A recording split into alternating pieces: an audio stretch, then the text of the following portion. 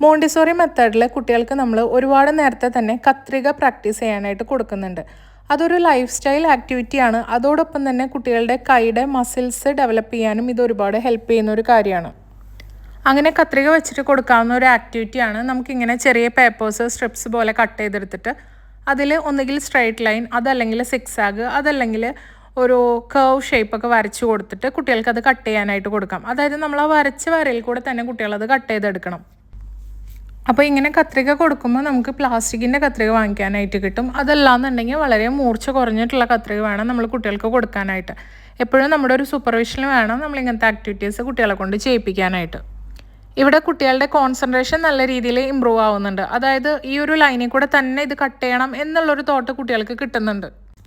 അതുപോലെ തന്നെ അവരുടെ ഹാൻഡ് ഐ കോർഡിനേഷൻ, പിന്നെ റിസ്റ്റ് മൂവ്മെൻറ്റ്, അങ്ങനെ ഒരുപാട് കാര്യങ്ങൾ ഇതിൽ വരുന്നുണ്ട്.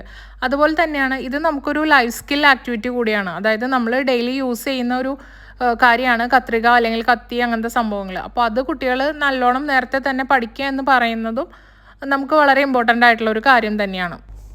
ഇത് നമ്മൾ ശ്രദ്ധിച്ച് ചെയ്യിപ്പിക്കേണ്ട ഒരു കാര്യമാണ് എന്നുണ്ടെങ്കിൽ പോലും കുട്ടികളുടെ ഒരു കോൺഫിഡൻസ് വളരെയധികം ഇമ്പ്രൂവ് ചെയ്യുന്ന ഒരു കാര്യമാണ് കത്രിക, അതല്ലെങ്കിൽ കത്തിയൊക്കെ വെച്ചിട്ട് അവർക്ക് തനിയെ അവരുടെ കാര്യങ്ങൾ ചെയ്യാൻ പറ്റുമ്പോൾ ഉണ്ടാവുന്ന ഒരു കാര്യം എന്ന് പറയുന്നത്. അപ്പോൾ നമുക്ക് ആദ്യം ഇങ്ങനത്തെ മെത്തേഡിൽ കൂടെ ഇങ്ങനത്തെ കാര്യങ്ങൾ കുട്ടികളെ ട്രൈ ചെയ്യിപ്പിച്ച് നോക്കാവുന്നതാണ്.